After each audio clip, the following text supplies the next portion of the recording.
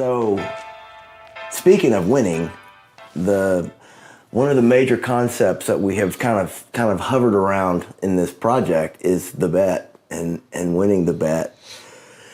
And the bet is the government, the powers that be, that are putting down a bet that the American people will compromise and give up their Second Amendment rights, the Constitution, their health care, their money, everything that we hold dear as Americans. They think that we will lay it down in exchange for security.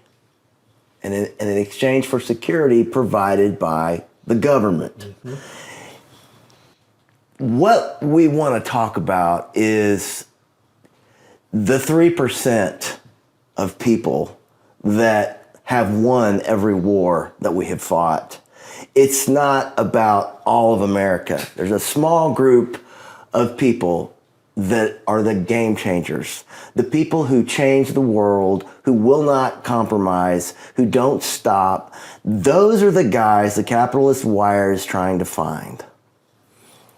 We will talk about manhood, fatherhood, money, and the things that make those guys tick that we've got to have. But what I want to talk to you about, what I want to ask you about is those 3%. And when I say the 3%, I'm talking about the people, let's say during the Revolutionary War, who would not allow the British soldiers into their home. They wouldn't get on their knees and kiss their ass. They would not allow someone in their home that they didn't want in their home, especially someone who had interests contrary to American interests. They were patriots.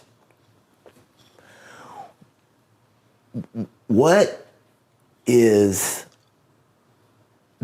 does that 3% look today with regards to integrity and with regards to manhood? I think without a doubt, the 3% is almost an extinct species.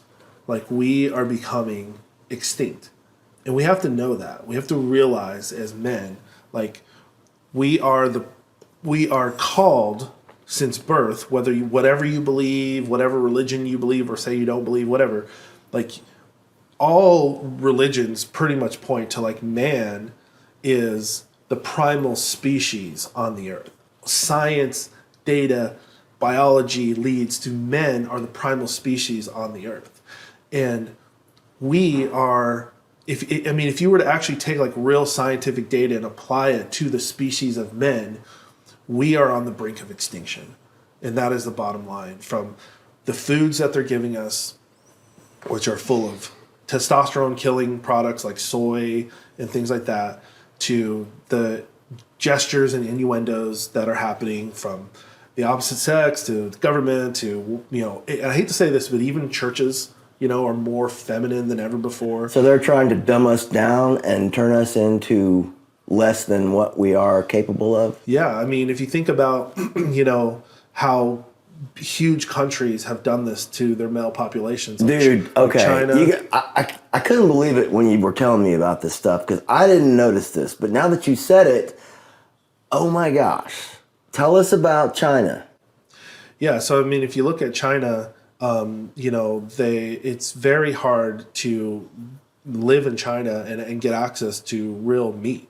If they're in the cities, they eat a lot of fake foods and fake food products that are basically filled with soy. So you think you're buying a burger or whatever, but really, I mean, you're buying 30% of a soy meat product.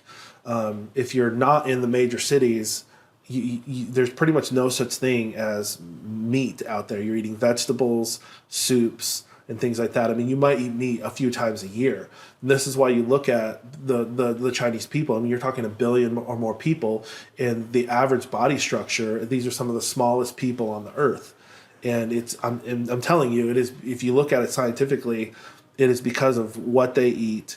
So eating in the diet is a huge part of of if you want to take out an entire species of men, this is a main way that you do it, because also it's not just about your bone structure and your muscle mass, but it's also how it affects your brain, and how it makes you think. You're saying this is by design, that this is a government instituted dumbing down and thinning down of Chinese men? Yeah, so there's a lot of research. I mean, when I was looking this up like a year ago, I mean, there's hundreds of articles, research studies, all this stuff on all this stuff around the world. And so, I don't want to necessarily, be the author of conspiracy theories or anything here. But what I will say, if you really look at this data, there's no way that this happens on accident across that many people. Anything that's happening, on that massive of a scale is happening by design and on purpose. For instance, you and I were a part of looking into a big farming project with cattle and stuff like that. Mm-hmm. Well, there's no place on earth that is a better land mass for cattle and ranching than China. It has the water. It has tons of vegetation. Yeah, you could tons have of rain. You could have the world's biggest livestock of cattle in China without a doubt. But there's it would be hard to find a cow in China, and so and that is by design. I mean, they ship we ship everything to China except for meat. We don't ship cows there. We ship our recycling and our trash goes over there. We ship, we export wheat and other things to China, but we don't export cattle to China. And that, I'm telling you, that is by design. And do you think that the American government is going that direction? I think that the American government or parts of the American government and other leaders within the American government, such as the FBI, CIA, and some of those other type of organizations, and parts of Congress, I think that they're influenced by forces such as people in China. And we know that a couple of years ago, I want to say a year and a half ago, there was there's this video that became really popular, and for some reason, you can't find it on the internet anymore. But there was a Chinese, one of the people who's a leader in the CCP, and he was teaching at one of the biggest universities in China. And it was interesting because he wasn't wearing a mask. Nobody on stage was wearing a mask. But all these students were wearing masks. They all basically look the same, dress the same. Their statures are all the same. Yep. And he's at this university and he's teaching them, and he started talking about America. And he said that we have people in the highest places in the American government. And he started, talking about that. Well, that video got out all over the place. And a lot of people will remember that video, but it's funny. I've looked for that video on YouTube all over the place. It's very difficult to find that video now.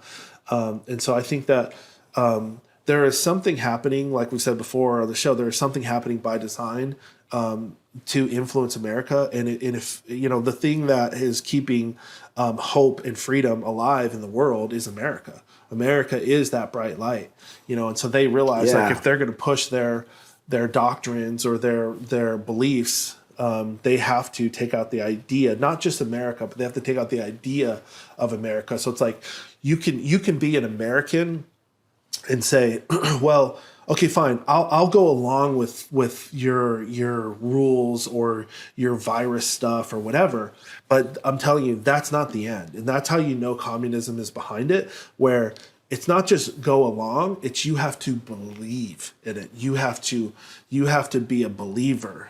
So it's different between I don't really believe in that, but I'll just go ahead and do it because everyone's doing it. They're not okay with that. The fact that now it's oh, if you say something, oh, well, see, it's the thought police. That is a whole nother level. That's definitely blooming. Yeah, in our society. In the world, that is true communism right there. I've had some of my very close entrepreneur friends in 2010 or 2020. They're oh, I don't believe in. I think that something crazy is going on in the world, but I don't think it's communism. Younger millennials didn't want to believe that communism could be it. They didn't want to. They felt like that was just too extreme. But it's really just because they don't understand. They haven't done their research, and that's how you beat a bet, right? They are betting. These world powers are betting against us. And how do you beat the house? How do you beat the bet? How do you beat like in a casino, how do you Right. beat the house? You beat the house by research. You beat the house by studying. And people who are not well studied in this and they don't have research, they just say weird things like, oh, I just don't think it could be that.